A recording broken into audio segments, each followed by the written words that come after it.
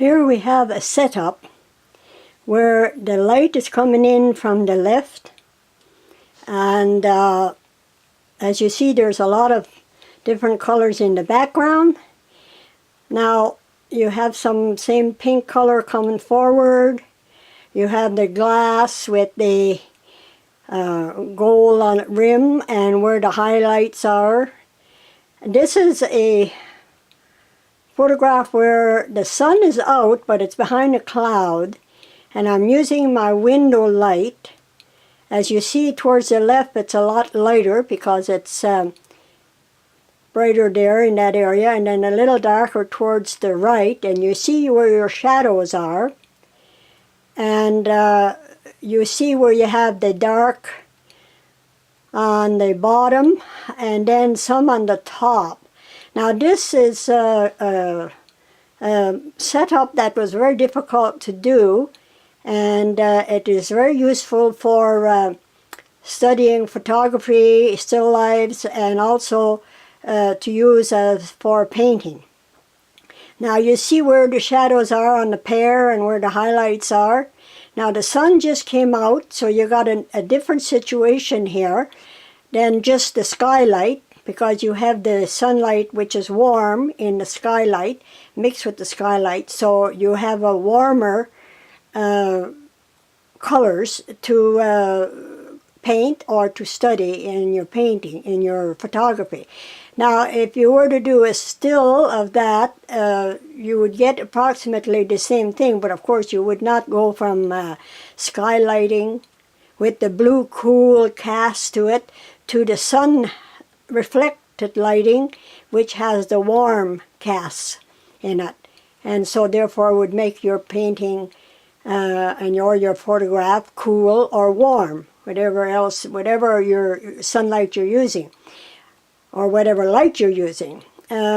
This would be right now between both of them, so you can see where the paint comes through the bottom of the glass, and you can see where it comes through from the back, and if you're going to paint that, you would have to know how to do that to make it look real. You see on the right where it's a little more solid and so forth.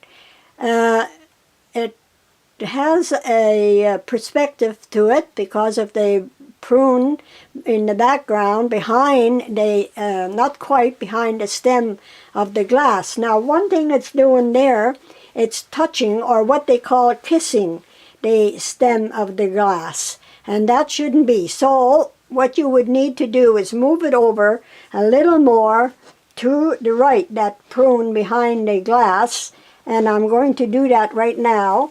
I hope it stays. Take it away from touching the glass, and you see what I mean, the difference it makes? It gives it a better perspective. The glass is your center of interest, and the fruit is supportive of your glass. Now if you took away this from here, you would have a different arrangement again and to work with. So that way you would only have the glass and the two pieces of fruit in the front. Now you notice that one prune is behind the pear and one is on the side. Now that should really come forward, and let's hope that it stays there, there we go. Now you got again another different arrangement, but you got nothing in the back. Your glass is right out in the open, so you'd want something there perhaps. So let's try the prune again, and let's try putting it back here and see what happens. You see the difference in your arrangement? Now you got your prune in the front, right down on the edge of the painting, but you would want it to have it a little bit further away. So let's see if I can do that with my camera here. I'm zooming it to give you an idea. You're going to see the window a bit there, but I hope you forgive that. But you want to get that prune not falling off, but right near the edge, as possible. And it looks like not too bad there. But you would have to leave that. That's not making a very good photograph, but it could do for painting. So if you brought it in closer, then it would be better. Now let's see if I put the prune, this prune here, back here, and see what happens. And now we got them all in the same angle. We got this one in the same angle and that one in the same angle, and we don't want that. So let's try this. Okay, that looks a little better, but it's too far back, and therefore it's not in the front of the pear. Let's set it up against the pear and see what happens. There again you have a different type of arrangement, but it's not really suitable.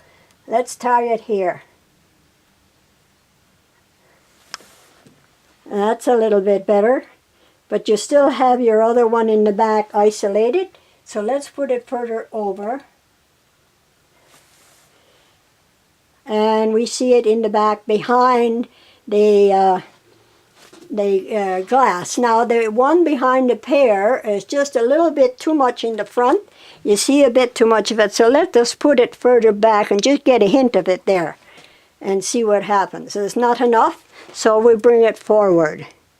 And let's stand it up here, see what happens. Well, they're all standing up in the front, so that's not very good variety. So let's see if we can bring it out here. That's still not going to give us. What about there? No, you see, you got a line going in straight, so you don't have a good arrangement here.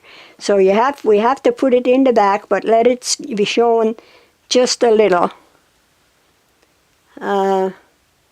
Yes, that's a little better.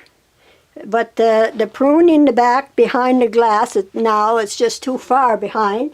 So let us go in and see if we can get it to come closer to the glass and maybe sit on the glass a bit. And not going to stay there, is it? That's the trouble with these things. They move around because they're round. And that's their natural thing. Now we have them again all sitting up, which is not really what you want. And here we're getting the darkness again, and you're getting different lighting here. And that's completely different. Now let's see if we can sort of bring that forward a little bit and let us meet there. Now it's a little further over, so it's giving some balance to your glass here, and yes. Now you could turn it in like this, but it would be better maybe like that. We don't want it going out of the picture, which is going to do that. So there we have the different setup, and that's not bad. It could be, you could arrange it as, you know, the way you want it to. Now let us zoom in again and see what happens to the whole thing under this lighting. Here we got it again, and of course we got this over towards the right on the rule of thirds and so forth. So here we go. Now just by moving it around, but that prune is pointing out of the picture. It's pointing toward the back, because I'm going to have to try to see if I can get it to point in the picture.